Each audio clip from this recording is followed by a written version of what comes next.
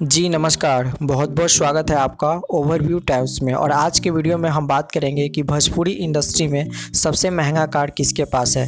तो आज हम भोजपुरी लोक गायिका सिंगर देवी जी के पास सबसे महंगा कार है। इस गाड़ी का नाम है लैंड रोवर। इस गाड़ी का इंटीरियर की बात करें तो बहुत ही सिक्योरिटी रीजन के लिए बहुत बेस्ट ही माना जाता है। इस गाड़ी का ऑन रोड प्राइस हम बात करें, ये 1.5 करोड़ की गाड़ी है। भोजपुरी में पहला ऐसा लोक गायिका सिंगर है जिनके पास 1.5 करोड़ की गाड़ी है।